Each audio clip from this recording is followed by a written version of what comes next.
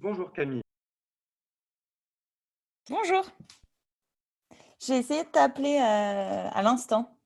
Ah, ben j'étais en pleine conversation, donc c'est pour ça. Problème. C'est juste pour savoir si tu peux me donner le droit d'enregistrer.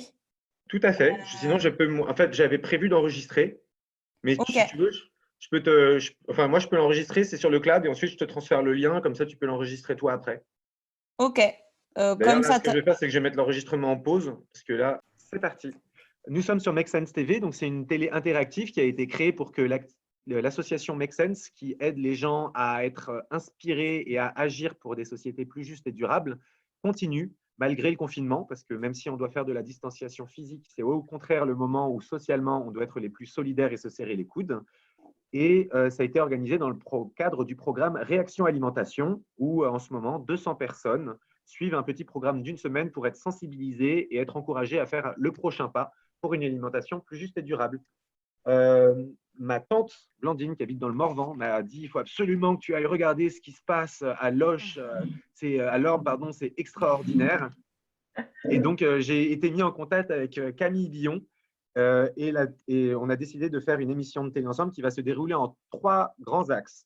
Le premier axe, ça va être sur pourquoi vous avez eu envie de faire ce projet. Donc, il y aura un petit tour de présentation de nos intervenantes. Pourquoi, à quoi ça sert de faire ce type de projet. Et ensuite, il y a la troisième partie, ce sera comment vous avez fait, comment on choisit une équipe, comment on trouve des producteurs à côté de chez soi et en termes de logistique, comment on s'organise. Mais assez parlé pour moi, je vais laisser du coup la parole à Camille qui va peut-être commencer à se présenter. bonjour à tous. Du coup, moi, je suis Camille, je fais partie de l'équipe, mais je ne suis pas la seule ce soir à témoigner de l'expérience. Je fais partie de l'équipe qui a aidé à monter ce panier de proximité à l'Orme. Moi, je vais plutôt vous donner quelques éléments de contexte puisque c'est un projet dans un autre projet qui a démarré il y a bien plus longtemps que ça. En mars l'année dernière, on a débuté un projet qui visait à reconnecter le quotidien des résidents d'une maison de retraite à celui des habitants du territoire. Du coup, c'était concrètement expérimenter des nouvelles formes pour faire en sorte que l'EHPAD soit plus ouvert sur la vie locale en territoire rural. Donc, c'est dans ce cadre-là qu'on a été amené à travailler avec le village de Lorme dans la Nièvre. Et du coup, dans le cadre de ces échanges, on a créé un format qui s'appelait le Café des projets, qui, grosso modo, était une réunion mensuelle avec tous les gens qui souhaitaient s'investir dans la vie de l'EHPAD d'une manière ou d'une autre, ou au moins nous aider à réfléchir à comment on pourrait réussir notre mission. Et donc, du coup, au cours de ces discussions, on a eu une idée qui était celle de faire de l'EHPAD un point relais du NAMAP. Donc, en gros, on voulait créer des paniers de produits locaux, déjà pour faciliter la vie des soignants et créer un projet qui leur était dédié. Et ensuite, pour permettre des interactions entre les producteurs qui viendraient distribuer les paniers et les résidents qui pourraient être potentiellement ressources humaines sur ces projets-là. Donc, c'était une idée qu'on avait eue il y a 6 mois, qui n'a pas été mise en œuvre avant le confinement. Et en fait, avec le contexte actuel, j'ai été amenée à rééchanger avec le directeur de l'EHPAD en question et avec les interlocuteurs de la mairie de Lorme, donc Justine et Marie-Gaëlle, qui sont là. Et on s'est dit qu'en fait, au vu du quotidien des soignants qui était hyper compliqué pendant cette période, à la fois parce que charge mentale énorme du fait des allées et venues au sein d'un établissement qui héberge que des personnes sujets à risque, et à la fois parce qu'en fait, leur rythme de travail était assez bouleversé. Il y en a beaucoup qui sont passés en 12 heures et du coup, bah, ça modifie aussi tout l'à côté et notamment le comment faire ses courses. Et donc, du coup, on s'était dit que c'était l'occasion ou jamais d'activer cette idée qu'on avait eue. Et en échangeant avec Justine, on a dit qu'en fait, la problématique était bien plus large, même si notre cible est restée en premier lieu les soignants. C'était aussi l'occasion de mettre à disposition une offre qui permettait de soutenir l'économie locale, qui était aussi bien bouleversée en cette période. Donc, de donner un coup de main en créant une plateforme numérique pour que les producteurs et les commerçants de proximité qui soit avaient fermé leurs portes, soit étaient contraints à des restrictions assez compliquées à mettre en œuvre dans leur point de vente, de pouvoir permettre de distribuer leur offre différemment.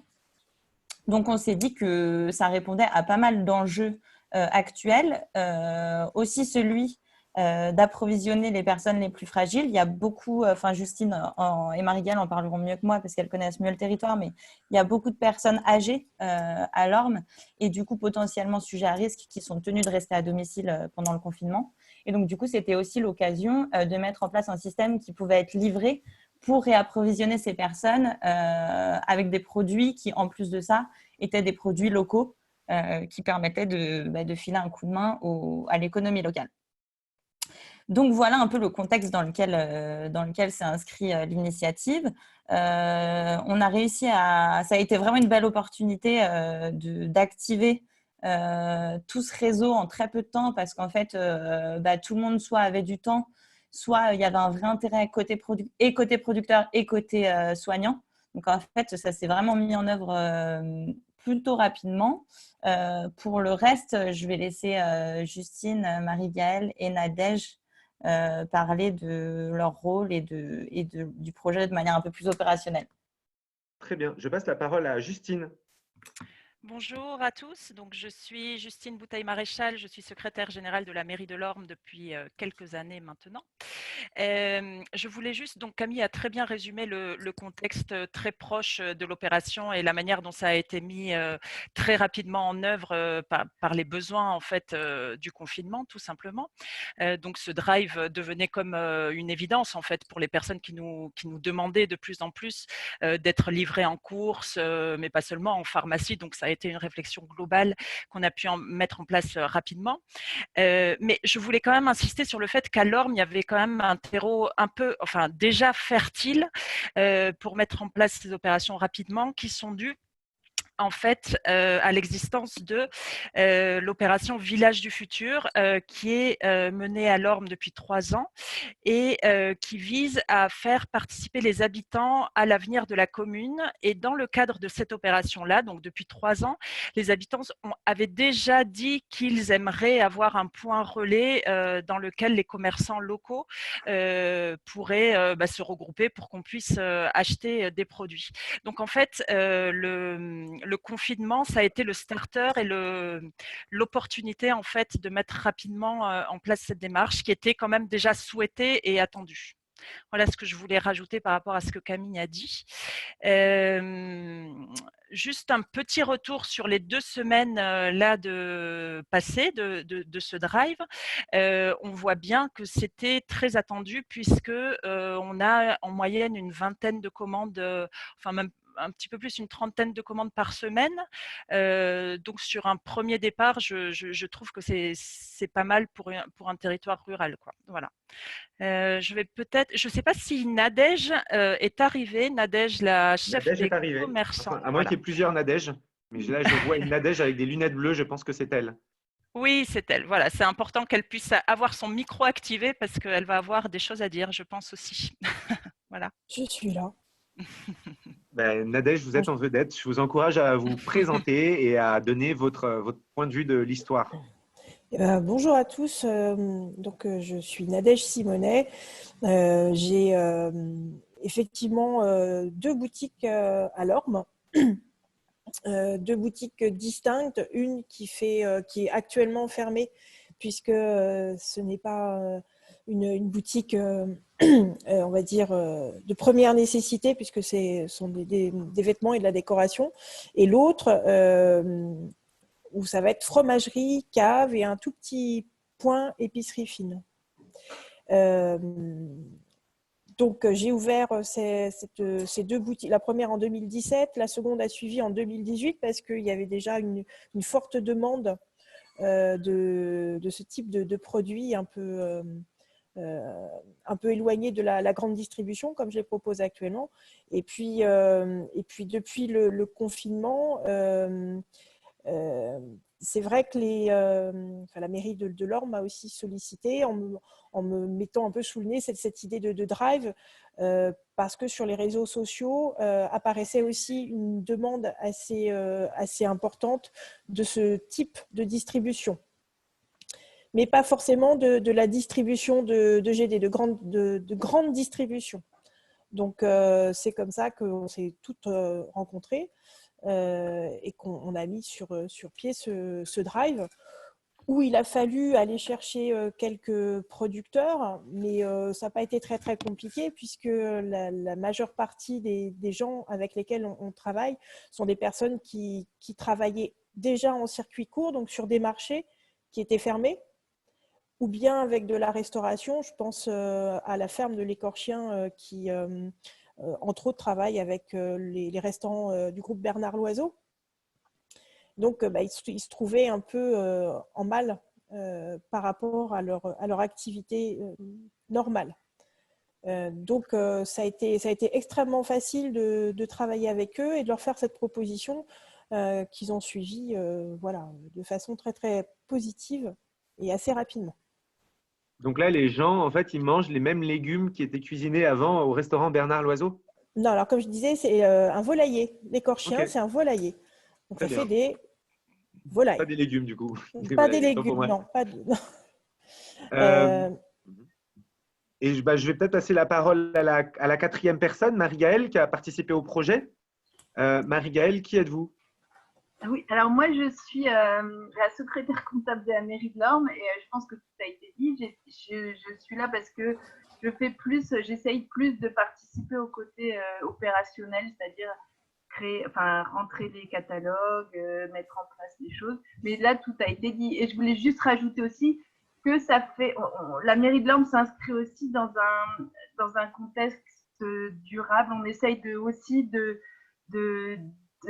on va essayer de réfléchir à nos commandes pour la mairie, aux matières qu'on achète, à acheter moins de plastique, à reprendre, à passer par des circuits courts pour les pots de la mairie, enfin des choses comme ça. Donc tout ça, ça fait ça fait une espèce d'idée globale et dans lequel s'inscrit aussi la CAGES, bien sûr. Voilà. Je voulais juste rajouter quelque chose, si c'est possible, sur le rôle très important de Marie-Gaëlle, notamment, dans cette affaire. C'est que dans le Drive, on a bien évidemment aussi pensé à tous les exclus du numérique, c'est-à-dire les personnes qui ne peuvent pas forcément se connecter et pour qui c'est difficile de faire leurs courses en ligne. Et du coup, on a mis en place un numéro de téléphone, donc c'est Marie-Gaëlle qui répond, et qui peut faire les courses pour la personne en question à distance sur la plateforme. Je ne sais pas si c'est très clair, mais en fait, ça permet d'avoir un numéro de téléphone pour faire les courses à distance au lieu de passer par le site Internet. Et ça, c'est aussi une condition, je pense, de la réussite et de l'accessibilité, en tout cas à tous, de ce site, quoi. Voilà. Très bien. Je vais passer la parole à Marianne qui a envie de vous poser une première question. Bonjour à toutes. Déjà, je voulais vous dire que on m'entend? Oui. Oui. Je voulais vous dire que l'initiative avait l'air de très bien fonctionner, que ça avait l'air super. Mais par contre, au vu de l'explication du début, j'ai eu l'impression qu'elle a été fortement déclenchée par la crise, enfin en tout cas le confinement. Et je voulais savoir pourquoi en fait ça s'est pas mis en place plus tôt et s'il n'y avait pas eu le confinement, est-ce que ça aurait fini par se mettre en place? Alors oui, c'est sûr que ça aurait fini de se mettre en place parce que comme je l'ai dit en préambule, en fait, il y a eu trois années où les habitants de l'Orme ont vraiment participé à imaginer le futur de la commune et ça avait vraiment été une action qui était ressortie comme importante pour l'avenir de la commune, d'avoir un point de livraison local. Donc effectivement, ça se serait mis en place dans les années à venir. Après, je pense que le confinement a fait que ça a été beaucoup plus rapide en fait dans son déclenchement et surtout la présence du bureau, enfin de l'agence vraiment qui a un savoir-faire quand même technique et opérationnel qui était là à ce moment-là, qui avait ce même projet mais à une plus petite échelle sur les pattes de l'Orme. Finalement le confinement a fait qu'on a réfléchi beaucoup plus rapidement et qu'on l'a mis en place tout de suite. Mais sinon ça aurait quand même abouti à mon avis, mais dans quelques années, quoi. Enfin, c'est bien. Il y a plein d'autres questions. Mais ensuite, ce que je vous propose, vu que vous êtes 4, c'est que vous prenez les réponses de manière spontanée, Camille, Marie-Gaëlle ou Nadège. Ouais. Là, il y a la prochaine question. Et pour Séverine, j'ai activé ton micro. Tu peux poser la question si tu veux. Oui, absolument. Vous m'entendez? Oui. Oui. Oui, bonjour et merci beaucoup pour cet exposé tout à fait intéressant. Oui, donc j'avais une question déjà, c'était comme j'ai peut-être pas bien compris au début de l'intervention. Lorme, c'est un village de combien de personnes? 1400 en hiver et on double la population en été. D'accord. Et à quelle distance environ se situe Lorme du prochain, comment dire, gros bourg, on va dire, dans lequel il y a des magasins, des supermarchés, etc. On a tout. Vous Il y en avez... a, voilà, il y a des petites surfaces à Lorme, mais on va dire la première grande surface se trouve à Vallon, qui est à 30 minutes de route. En termes de kilomètres, je ne sais pas, mais… C'était juste pour, enfin, derrière cette question, il y avait cette idée que est-ce que les habitants se sont inscrits dans ce projet-là parce qu'ils n'avaient pas de solution, comment dire, pour s'approvisionner qui était proche. Quelle était la motivation première? Je me doute bien que c'est pas la motivation forcément première, mais ça pouvait faire partie des motivations, en tout cas dans le champ des motivations possibles. Et autre chose, c'était, je voulais également savoir ce que je trouve très intéressant, donc cette façon dont la commune a pris, a mis en place un processus participatif avec les habitants. Et je voulais savoir comment ça s'est déroulé, ce processus. Est-ce que c'était des réunions? Alors, du coup, il y a deux questions dans votre question. Peut-être sur la première question, Nadège, toi qui es plus au contact des clients, tu peux répondre? Alors, en fait, ça coupe. Donc, j'ai un très, très mauvais réseau. Moi, je suis très mauvaise élève. D'accord. Juste le début de la question, justement, c'est ce que je n'ai pas entendu. D'accord. Donc, j'ai la première question, c'est à quelle distance, enfin, la motivation, en fait, pour ce projet, est-ce que parmi les motivations, il y avait celle qui était l'éloignement des infrastructures d'approvisionnement dites, on va dire, classiques, telles que les supermarchés et autres? Alors, il faut savoir qu'à Lorme, on est un très, très mauvais élève dans le Morvan, puisqu'il y a des études de marché qui ont été faites. Et 80% de la population quitte la zone de chalandise pour aller justement à Vallon, la ville dont parlait Justine tout à l'heure. Donc, non seulement ils changent de zone de chalandise, mais aussi de département. Ça, c'est historique parce que l'Orme a perdu en, je crois, 15 ans, quasiment, enfin plus de 15 ans, mais tous ses commerces. L'Orme, petite ville du futur, est en train de se refaire une santé commerciale depuis à peu près 5 ans, grosso modo. Et c'est extrêmement compliqué de changer les habitudes.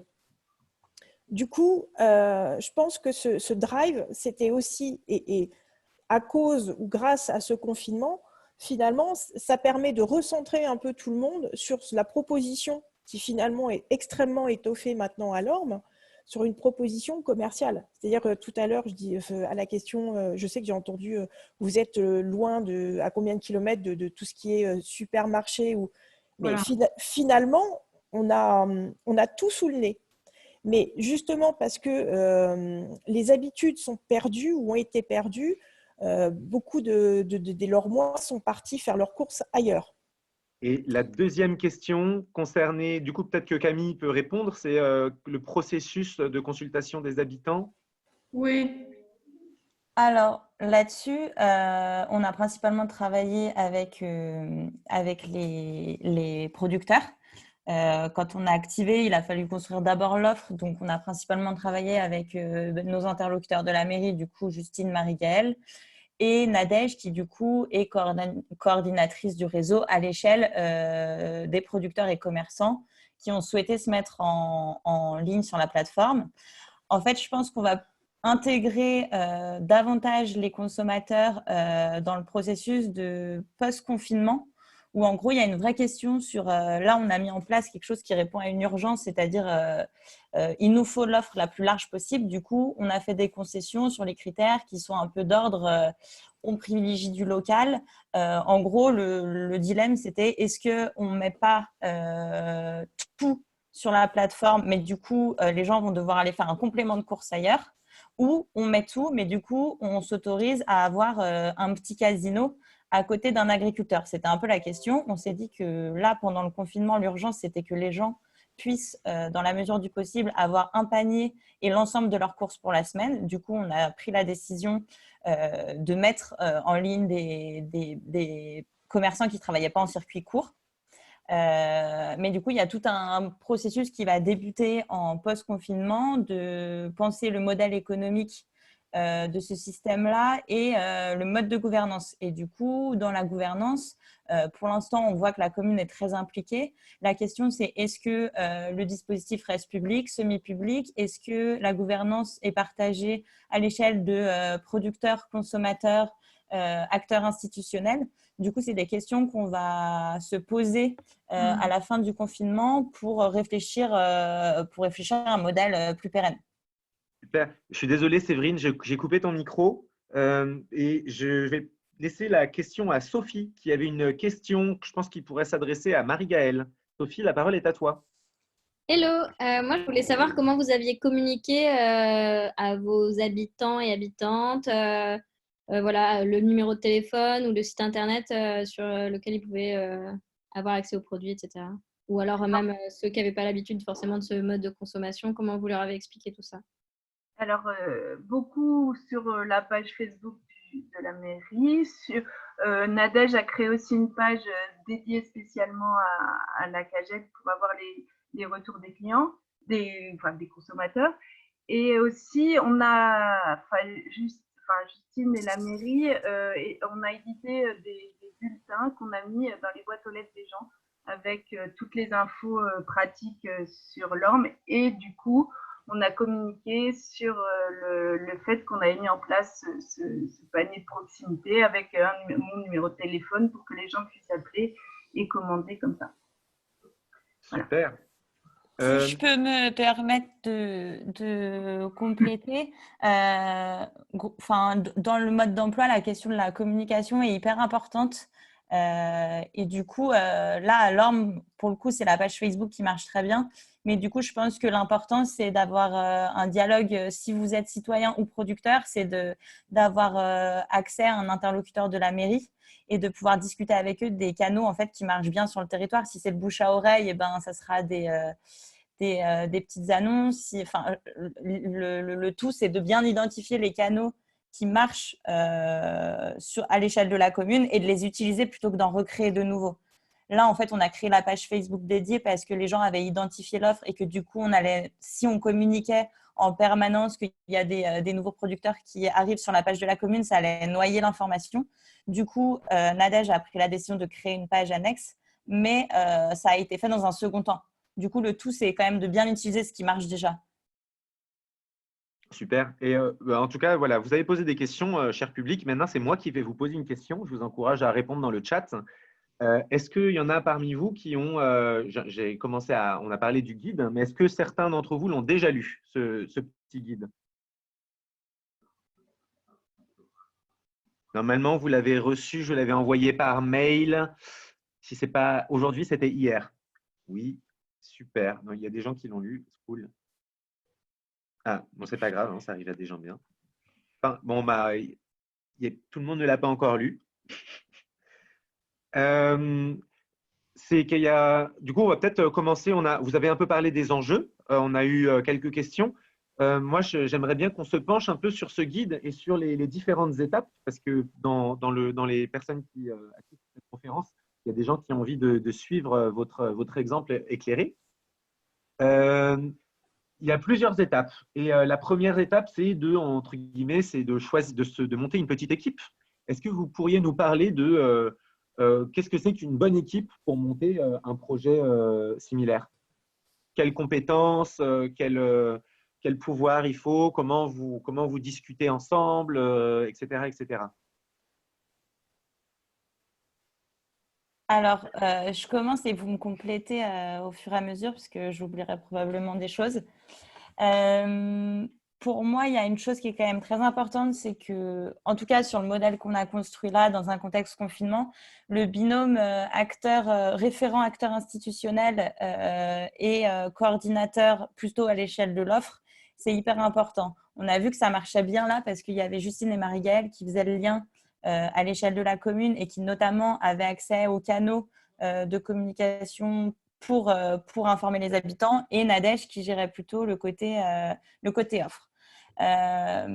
Clairement, il faut que les deux soient à l'aise, dans l'équipe coordinatrice à minima, soient à l'aise avec le numérique, parce qu'il y a quand même toute une partie où on a quand même pas mal bidouillé à la plateforme, on a dû la paramétrer en fonction de pas mal de choses. Et du coup, c'est vrai que si on n'est pas à l'aise avec le numérique, c'est pas l'idéal. Et niveau coordinateur du panier, l'idéal, c'est que ce soit la personne qui fasse aussi point relais dans son point de vente. Parce que du coup, c'est elle qui va avoir contact avec tous les producteurs, qui va se mettre d'accord pour les jours de livraison, les délais de stockage, etc. Enfin, il y a tout un tas quand même de contraintes techniques. Nadège, tu pourras parler plus spécifiquement de ce rôle-là. Mais pour moi, l'association référent mairie et référent producteur est hyper important. Ok, super. Nadège, tu peux parler du rôle référent peut-être logistique côté commerce? Oui, je ne sais pas si je suis connectée. On t'entend en tout cas. Ouais, j'ai encore des problèmes de réseau, hein. Je sais pas si vous me voyez ou pas, non? Alors, je crois qu'il y a un petit souci de caméra, mais on t'entend. C'est bien. D'accord, bon, c'est le principal. Vous ne Ouais. perdez rien. Alors, en termes de logistique, je pense qu'il faut vraiment se rendre compte que c'est quelque chose qui est très chronophage. C'est-à-dire que il y a déjà effectivement plus il y a de producteurs, plus il y a de canaux différents et plus ça demande d'être extrêmement rigoureux. Et quand je parlais d'une action chronophage, c'est qu'il faut vraiment suivre tout le monde. Les débuts, c'est vrai, ont été compliqués parce que tout le monde, comme me disait très bien Camille, tout le monde n'est pas à l'aise avec le numérique et c'est quand même une plateforme numérique. Du coup, il faut un peu suivre tout le monde à la culotte et gommer les erreurs et voilà, et motiver les troupes parce que ça peut parfois, justement, cet aspect numérique peut parfois ralentir même les meilleures bonnes volontés. On en a eu le cas au tout début de la mise en place de la cagette. Hein, quelqu'un nous a lâchement abandonnés. Néanmoins, pour coordonner un réseau, il faut bien se rendre compte que c'est presque une activité à elle toute seule déjà. Voilà. C'est pas juste je coordonne des gens, je reçois de la marchandise et je la distribue gentiment. Non, c'est un vrai boulot. Moi, ça me prend énormément de temps. Ce qui en soi n'est pas un souci, j'adore. Mais voilà, il y a un gap peut-être entre ce que l'on peut imaginer et la réalité du terrain qui, vraiment, j'insiste, est très chronophage. Très bien, merci beaucoup. Il y a une question en ligne de la part de Laura. Laura, est-ce que tu veux poser ta question? Oui, bonjour et merci beaucoup déjà pour ces temps d'échange. En fait, avec ma sœur qui est présente aussi, on a eu l'idée il y a quelques temps une idée un petit peu similaire en fait, et on s'est posé plein de questions et avec le confinement, c'est vrai que ça nous a amené beaucoup de réponses et on a songé justement à l'implication des collectivités dans ce projet-là. Donc ça nous intéresse beaucoup de vous écouter aujourd'hui et de vous entendre. On s'était demandé comment est-ce que vous aviez choisi l'outil, parce que vous utilisez Cagette, si je ne dis pas de bêtises. Comment est-ce que s'est fait le choix de cet outil-là et est-ce que vous rencontrez des difficultés aujourd'hui avec cet outil? Est-ce qu'il y avait des choses à améliorer? Ce serait quoi? Au-delà des difficultés que les gens pourraient avoir à l'utilisation du numérique? Alors, le choix de l'outil, il s'est fait parce que principalement, on misait sur une plateforme qui était gratuite. On ne voulait pas que ça génère de frais ni côté offre, ni côté demande, parce que ça allait être quand même un des critères que les participants allaient regarder. Et surtout parce que Cagette, dès le début du confinement, a souhaité mettre à disposition sa plateforme plus largement. Il y a notamment normalement des frais à payer. Enfin, il y a une version payante, une version gratuite. Et du coup, dans le cadre du confinement, ils ont donné accès plus librement à la plateforme pour soutenir la vente en direct par le numérique des producteurs locaux. Donc, du coup, ça s'est fait comme ça. Après, bien évidemment, il y a eu quelques écueils. Je pense que Nadège pourra en parler, mais ce qui est bien avec Cagette, c'est que quand même, ils ont un espèce de wiki où il y a tout un tas de questions auxquelles ils répondent assez bien par des tutoriels. Les fondatrices de la plateforme sont assez disponibles par téléphone. Il y a un réseau d'entraide sur Facebook où on pose une question et il y a des gens qui répondent très rapidement. Du coup, ça s'est fait un peu comme ça. Et après, ce qui est pas mal aussi, c'est que Kagette, dans l'idée où le drive survivrait au confinement, et je crois que c'est bien l'ambition, il y a une version payante qui du coup peut être subventionnée, il me semble, par certains organismes pour les producteurs, mais du coup c'est vraiment un accompagnement à la vente directe où du coup il y a un logiciel qui leur permet de gérer la vente dans plusieurs groupes de consommateurs qui achètent. D'accord. Et du coup il y a quand même une évolution possible de l'outil qui là est pas du tout optimale. J'ai en tête, mais vous me compléterez. J'ai en tête le fait qu'une commande ne génère pas un envoi de mail chez le producteur. Donc, en fait, c'est au producteur d'aller sur la plateforme consulter ses commandes de la semaine. Après, c'est un réflexe à prendre, mais c'est vrai que pour ceux qui ne sont pas très numériques, c'est pas intuitif. Donc, du coup, je pense que les premières semaines, c'est aussi à l'équipe coordinatrice de rappeler qu'il faut aller voir à telle heure, etc. Côté consommateur, je trouve ça plutôt bien fait. Si ce n'est qu'on ne reçoit pas non plus de confirmation par mail de notre commande. Donc, du coup, c'est vraiment, ça reste sur la plateforme, quoi. Donc, et on reçoit quand même un SMS qui nous dit de ne pas oublier d'aller chercher notre commande. Il y a quand même un lien qui se fait quand même. Ok, d'accord. Mais du coup, c'est au moment de... C'est pour rappeler. Ouais, ok. Pas tout le monde, je pense. Hein. Oui, moi, je sais jamais. Non. Vous n'avez peut-être pas mis votre numéro de téléphone, mais moi, je le reçois toujours. Est-ce que ça vous va qu'on essaie de ne pas faire trop de ping-pong? J'ai peur que Zoom se fige là, si on est trop à parler tous en même temps. J'aurais une question, moi, à poser à Nadège. Parce qu'en fait, notamment dans les gens là, qui suivent le programme cette semaine, il y en a, ils se disaient, mais il y a plein de commerçants qui ne peuvent plus exercer, mais qui pourraient héberger des centres de distribution. Donc, ça s'appellerait bar fermier, drive fermier, par exemple. Et Nadège, du coup, vous, en tant que commerçante, ça vous prend beaucoup de temps. Qu'est-ce que vous… Enfin, à part, c'est votre attachement pour l'orme qui vous fait faire tout ça. Qu'est-ce que vous y gagnez, vous? Une reconnaissance éternelle, tout au plus. C'est une excellente question, mais j'ai même pas eu le temps de me la poser. Non, je pense que ce qui est extraordinaire, c'est d'arriver à fédérer des personnes qui se seraient peut-être pas rencontrées. C'est de générer peut-être une capacité commerciale en plus. Et puis je pense que par l'existence des boutiques aussi, il y a des gens qui se mettent à la cagette, qui commandent chez des producteurs chez qui ils n'auraient pas acheté obligatoirement avant. Donc en fait, c'est vraiment un enchevêtrement d'actions qui se multiplient, puis ça fait effet domino, que ce soit entre producteurs et consommateurs. Voilà, c'est bidirectionnel aussi, c'est ça qui est intéressant. Et c'était tout l'enjeu de la cagette, hein, parce que, ok, il y avait de la demande pour du drive, mais c'était quand même pas gagné complètement. Et là, ce qui est quand même topissime, c'est qu'on est passé, pour corroborer ce que disait Justine, la première semaine, je crois qu'on avait 24 commandes, puis 27, et là, cette semaine, on en est à 30 commandes. Okay.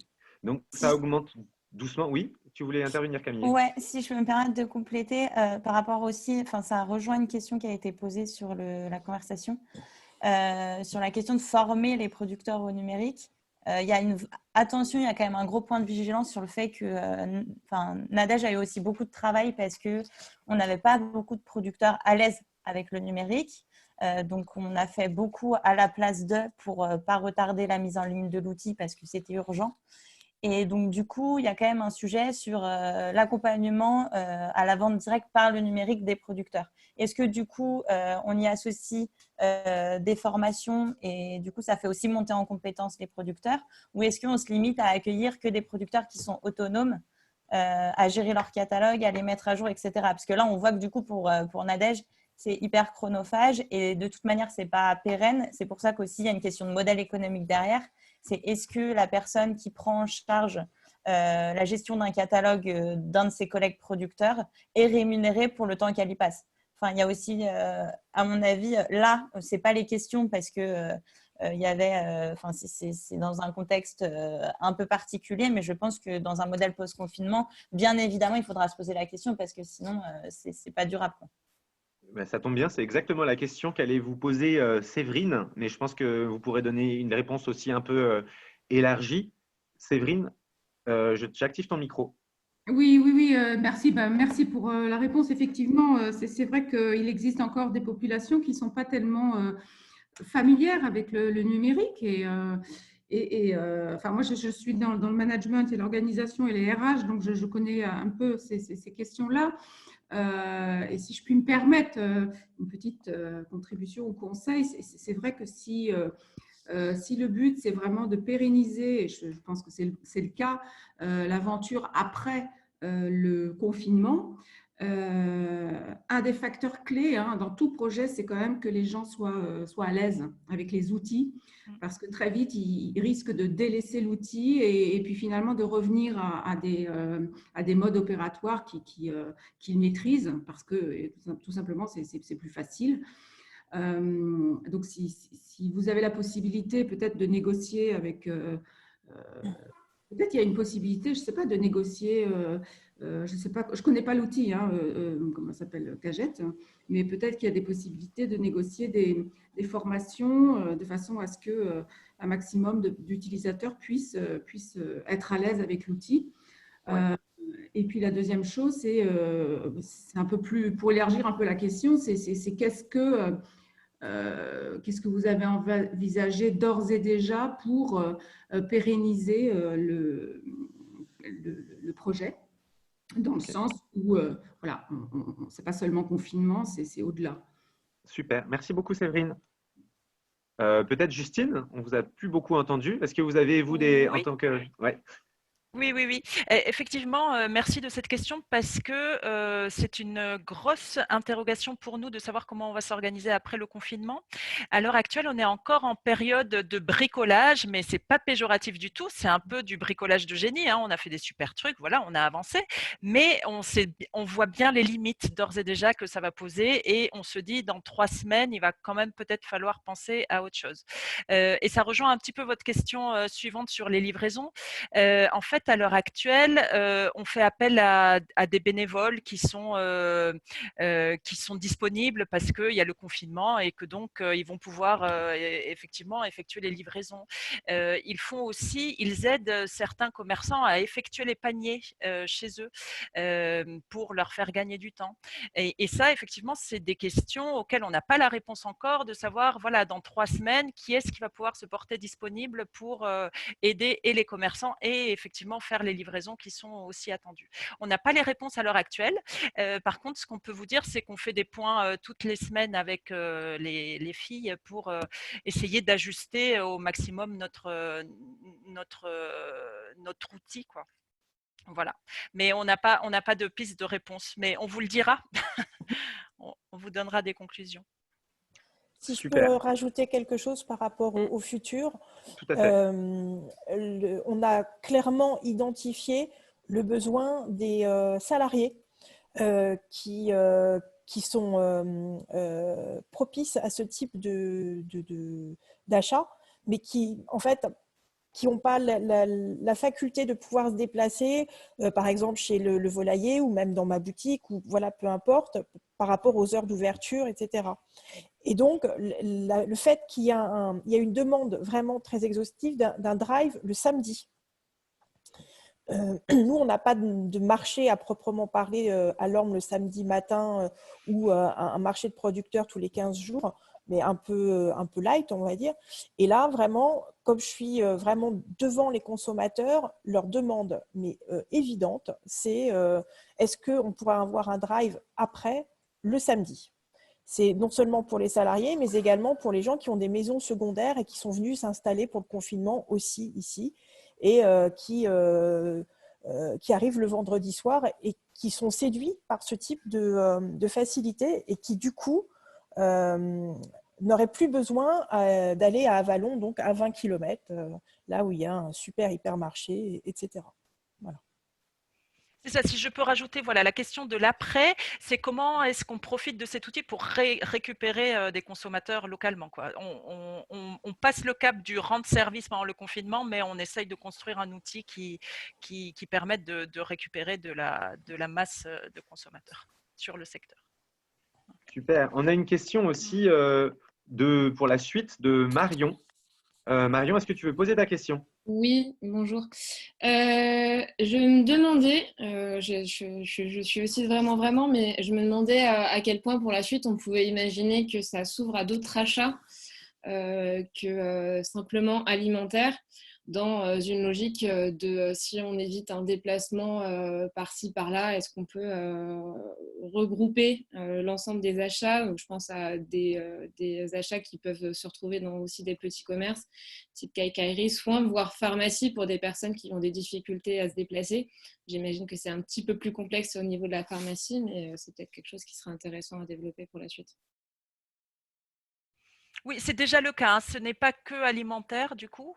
À l'heure actuelle, il y a déjà des fleurs, des plants de légumes potagers et des plants de fleurs aussi qui sont dans le drive. Mais effectivement, oui, l'idée, c'est de faire rentrer également peut-être la presse, enfin peut-être des commerçants, mais c'est la question de la gouvernance donc, que Camille évoquait au départ. Il va falloir à un moment qu'on discute entre consommateurs et puis commerçants pour savoir qui est-ce qu'on fait rentrer et comment on organise l'outil pour la suite. Très bien. Vous aviez parlé dans le guide, vous avez notamment mentionné le fait que vous mettiez un point d'honneur à ce que ce soit le plus accessible. Donc, vous avez parlé tout à l'heure de l'aspect, Marie-Gaëlle a parlé du fait qu'il y avait aussi une hotline téléphonique. Mais qu'est-ce que vous faites d'autre pour que ce soit accessible au plus grand nombre, les produits de ce drive?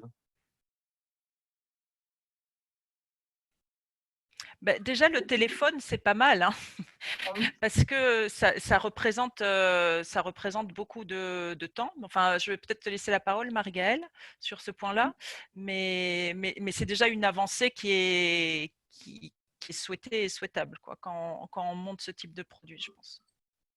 Oui, il y a pas. Donc, il y a des gens qui téléphonent pour que je prenne leur commande et que je la rende sur le site.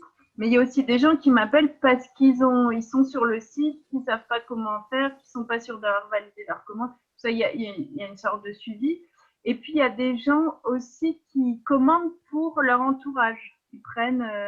Donc, petit à petit, on se dit qu'avec le bouche à oreille, ça touche de plus en plus de gens. Et il y a aussi le fait qu'on est obligé pour ceux qui ne sont pas connectés du tout, qu'il y a quand même eu une distribution avec l'info dans papier, dans les boîtes aux lettres de chacun. Donc j'ai aussi des coups de téléphone grâce à ça. Et ça concerne plus seulement la ville de Lorme. En fait, j'ai des gens qui appellent de Chalots, du canton de Lorme. Enfin, il y a un rayon de 15 km autour qui commence à commander et à être intéressé par le drive. Il y a des mairies aussi, Servon par exemple, à 10 km d'ici, qui a relayé ce drive, relayé l'information à ses habitants dans les boîtes aux lettres aussi. Donc voilà, on essaye à mon avis, ça fonctionne aussi comme ça, le bouche à oreille et le papier et les connectés. Il y a plusieurs catégories de personnes. Voilà.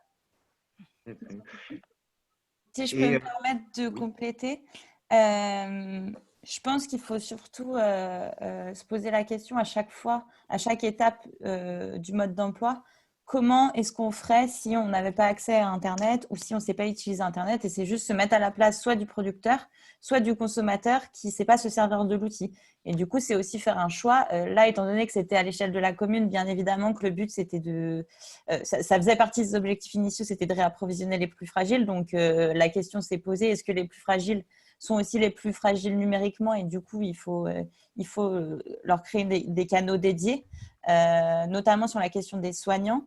On est en train de voir si les horaires de distribution leur conviennent ou si on peut leur créer des créneaux de distribution qui sont dédiés, soit en livraison à domicile si on n'arrive pas à faire autrement, soit en livraison in situ, par exemple, dans l'établissement. Du coup, c'est aussi toute une question de à qui on veut parler. Si on veut parler aux jeunes qui savent se servir du numérique, il n'y a pas besoin. À partir du moment où il y a une dimension de solidarité et d'inclusion, je pense qu'il faut quand même veiller à ce qu'il y ait un accès téléphone ou papier. Et notamment pour le téléphone, se poser la question de qui peut l'assurer à l'échelle du territoire.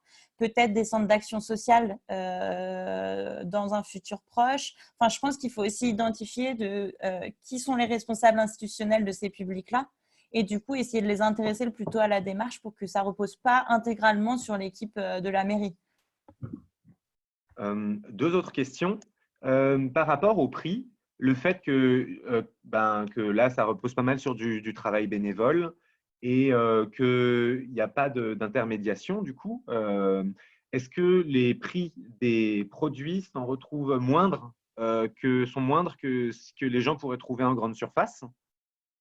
Et est-ce que ça, c'est pas une des choses, enfin, je ne sais pas si c'est le cas, et si oui, est-ce que c'est une des choses qui va convaincre les gens d'acheter les paniers chez vous? Ce ne sont pas les mêmes produits qu'on va trouver en GD, de toute façon. Un poulet d'un volailler où les poulets sont dehors et voilà, qui se retrouvent à 10,90 le kilo, ce n'est pas le même type de produit que l'on va retrouver chez Auchan ou Carrefour. Donc, de facto, on n'a pas la même proposition. Donc, la différence de prix, de toute façon, elle est compliquée à jauger. Mais paradoxalement, alors je fais aussi à titre perso du fromage à la coupe où je travaille directement avec des producteurs laitiers. Les gens qui ont cette habitude d'imaginer que le fromage est moins cher en grande surface, en venant chercher leur cagette, regardent mes fromages d'un peu plus près et me disent « Ah, mais tiens, vous êtes moins cher qu'au supermarché ». Donc voilà, c'est aussi toute une éducation, une rééducation par rapport à cette consommation de masse où les gens sont partis du principe que tout est moins cher en grande surface. Non. Alors pour certaines, de toute façon, on ne va pas refaire le modèle économique de la grande surface, on va pas, mais voilà, je pense que c'est important parce que là, il y a une réelle prise de conscience de tous ces clients qui viennent, qui n'auraient peut-être jamais acheté à la fromagerie, qui n'auraient jamais acheté du poulet du volailler parce qu'un poulet de 2,5 kg qu'on achète 25 €, à la base, ça peut faire peur. Sauf qu'un poulet de 2,5 kg, on mange à plusieurs dessus sur plusieurs jours. Voilà, donc c'est une rééducation aussi. Hein. Très bien, merci beaucoup. Il y a Séverine qui pose une question. Séverine, je te laisse la poser de manière assez brève parce qu'il nous reste à peine 10 minutes et j'aimerais que nos intervenantes puissent avoir le mot de la fin. Allô? Oui, nous t'entendons. Allô, vous m'entendez? Oui. Oui, pardon, excusez-moi, j'ai eu un blanc. Du coup, je n'ai pas entendu ce que vous avez dit. Je te demandais juste, tu avais une question, ta dernière question, si tu pouvais la poser de manière assez brève pour que nos intervenantes puissent avoir le temps de répondre et de conclure. Voilà, en dehors donc, du confinement, est-ce que les vertus écologiques des circuits courts, donc du fait de ne pas utiliser de transport plus que ça, etc., a pu sensibiliser ou a été avancé auprès du public pour sensibiliser justement auprès des consommateurs pour les encourager à continuer au-delà du confinement, ce que je veux dire, c'est ça. Alors là, clairement, on n'en est pas encore là. On a surtout communiqué sur le service qui était disponible rapidement pendant le confinement. On s'est limité à ça pour le moment. Bien évidemment, ça sera dans la phase de l'après où il faudra qu'on fasse un peu de pédagogie autour de ça, et, effectivement, pour que le drive puisse se maintenir. Mais du coup, ça va faire partie de notre plan de communication de l'après-confinement. Voilà. Super. Il est 51, il reste environ 10 minutes, donc peut-être peut-être un peu je vous prends peut-être un peu au dépourvu, mais comment vous aimeriez que ce projet évolue dans les prochains mois quel serait l'impact que vous aimeriez avoir sur votre territoire, sur vos concitoyens. Peut-être vous pouvez chacune conclure 2 minutes sur comment, voilà, qu'est-ce que vous aimeriez voir et quelles sont, à votre avis, les prochaines étapes qu'il faudrait faire. On commence par toi, Justine. D'accord, merci. Non, je voudrais dire à tous ceux qui hésitent que vraiment c'est un beau projet et il faut se lancer, voilà, déjà. Surtout si vous avez des commerçants, bien évidemment, qui sont prêts à le faire. Ensuite, pour l'avenir, alors j'aimerais vraiment que ce drive continue et se perpétue. Et effectivement, comme disait Marion tout à l'heure, qui est pourquoi pas l'ensemble des commerçants de l'Orme qui puissent proposer une offre sur ce drive et que finalement les habitants de l'Orme et du canton alentour prennent l'habitude de consommer sur cet outil-là. Voilà ce que je peux dire pour le moment. Super, merci beaucoup. Camille? Alors moi, plus globalement, j'aimerais que ça serve, évidemment, vu que c'est né dans le contexte du projet Maison de retraite du futur, j'aimerais que dans le modèle post-confinement, les résidents et les soignants puissent y être intéressés d'une manière ou d'une autre. Dans le format qu'on avait imaginé avant que ça soit mis en place, on avait imaginé les résidents comme bénévoles sur les tâches où on pourrait constituer les paniers, aider les producteurs. C'est des personnes qui ont du temps et qui sont pleines de bonne volonté et qu'il faut aller chercher pour ces choses-là.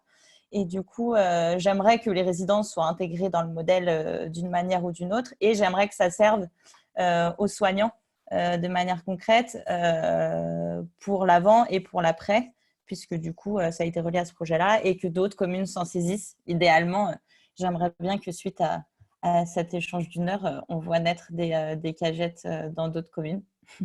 Super, merci beaucoup. Quand tu parles des résidents, j'imagine que tu parles des résidents de l'EHPAD. Hein, je me permets de préciser, au cas où des gens seraient arrivés en cours de route.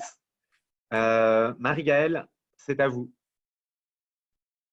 Moi, je vais juste préciser un truc, c'est que c'est par mail qu'on reçoit une notification que nos cours sont arrivés. Je me suis trompée, parce que je reçois des notifications sur mon téléphone. C'est pas par SMS, c'est par mail. Et sinon, pour l'avenir, moi, ce qui me plaît aussi, c'est ce concept durable de circuit court, d'essayer de fédérer un maximum de producteurs des alentours pour une nouvelle consommation. Donc, je pense que déjà là, ça touche des gens qui n'étaient pas particulièrement prêts à consommer des poulets fermiers, à consommer à aller chez l'horticulteur du coin, ils préfèrent aller dans les jardineries, des choses comme ça. Et les gens découvrent finalement, grâce à ce drive, les richesses qu'il y a sur des territoires vraiment pas loin. Et donc, j'aimerais, moi, dans le futur aussi, que ça se développe, qu'on trouve de plus en plus de petits producteurs dans le coin qui seraient intéressés par se regrouper et donner accès, une visibilité, une nouvelle visibilité, enfin, donner accès aux gens à cette visibilité-là pour que les gens puissent consommer autrement. Ouais, j'aimerais que ça se passe comme ça aussi. Super, voilà. Merci beaucoup Marie-Gaëlle. Et on va terminer par Nadège, dont la vidéo remarche. Oui, ouf. En fait, c'est un peu compliqué d'avoir une idée novatrice après les filles, là, mais parce que ça corrobore tout. Mais effectivement, oui, j'espère très sincèrement avant la cagette pour me mettre battue justement pour la mise en avant de tout ce qui est circuit court que je fais déjà et produits locaux. J'espère vraiment qu'il va y avoir une réelle prise de conscience de consommation chez les clients. Je suis assez optimiste avec tous les retours que j'ai et voilà. Et j'espère sincèrement que si à plusieurs, parce qu'il n'y a pas que l'Orme, hein, évidemment, si on s'y met tous de façon très collégiale, je suis persuadée que ce sera peut-être que quelques personnes par-ci, par-là, quelques nouveaux consommateurs, mais au moins ça permettra de faire travailler les laitiers, les vignerons aussi, enfin, voilà, de façon plus noble aussi. Super, merci beaucoup. Il y a deux petites remarques de Laura. Mais peut-être ce que je propose, c'est que malheureusement, on n'a que 3 minutes. Il y a Laura qui se posait la question de savoir comment les collectivités seraient prêtes à investir dans ce type de projet financièrement et en temps. Peut-être que Camille, si tu le souhaites, ou Justine aussi, si vous voulez peut-être laisser vos emails à qui aurait envie sur le chat pour que vous puissiez peut-être répondre aux questions. Il y a Marion qui parlait aussi de la sortie du confinement, comment on travaille sur la convivialité qui crée ces échanges. Camille, votre agence s'appelle Vraiment. Vraiment, voilà, j'allais dire demain. Vraiment, voilà. Du coup, c'est un peu votre travail de réfléchir à comment on travaille sur la convivialité et tout ça. C'est ça, oui. Du coup, avec plaisir s'il y en a qui ont des questions sur ces sujets-là. Et je vous invite à la fin, si vous n'avez pas envie de lire toute la méthode, on a dressé une liste de questions qu'on se posait pour l'après-confinement en dernière page du guide. Et du coup, vous pourrez retrouver pas mal de nos questionnements auxquels on n'a pas forcément de réponse, mais où on aimerait bien en discuter avec vous si vous avez des retours. Et voilà, et pour la fin du confinement et pour vos vacances, sachez qu'aller à la plage, c'est complètement has-been. En plus, du coup, c'est trop blindé, c'est pas très sécure. Alors que dans le Morvan, on a vraiment de la place. C'est magnifique, c'est beau. Et on a des plages. Voilà, il y a des lacs magnifiques. On a de magnifiques plages. Les lacs de Séton extraordinaires. Donc, je vous encourage à aller découvrir l'Orne, que moi, je ne connais pas encore. Mais par contre, je peux vous dire que le Morvan, ça défonce. Donc voilà, pensez votre période post-confinement, partez pas à l'étranger, les petits commerces et les artisans et les agriculteurs français ont besoin de vous aussi. Allez visiter l'Orne. Je vous souhaite à toutes et à tous une excellente fin de journée. Sachez que demain, on a le privilège de recevoir Valentin Luigi. Valentin Luigi qui a monté le groupe Les Savoureux Compagnons à Lyon. C'est un collectif de cuisiniers hors pair et hors cadre qui réfléchissent ensemble à comment tous les petits restaurateurs qui risquent de faire faillite à la suite du Covid peuvent se réorganiser et monter ensemble des petites cantines centrales solidaires. Je me permettrai du coup, Justine, de vous envoyer aussi cette proposition, parce que ça pourrait être vachement sympa dans la ville de l'Orne. Super. Je vous dis à bientôt sur Make Sense TV, à bientôt les gens qui suivent le programme Réaction. On a une petite question juste. Est-ce que si jamais on en fait un podcast pour que les gens puissent réécouter, ça dérange certaines personnes? Non. Bon, a priori, non, pas du tout. Je vois sur le chat. Voilà. Bon, écoutez, de toute manière, sachez si vous avez loupé le début que ça a été enregistré et c'est disponible sur demande avec la vidéo. Super. Merci beaucoup. Merci beaucoup à tout le monde. Merci. Au revoir. Au revoir. Au revoir. Au revoir. Et merci à nos intervenantes. Merci. Merci à vous.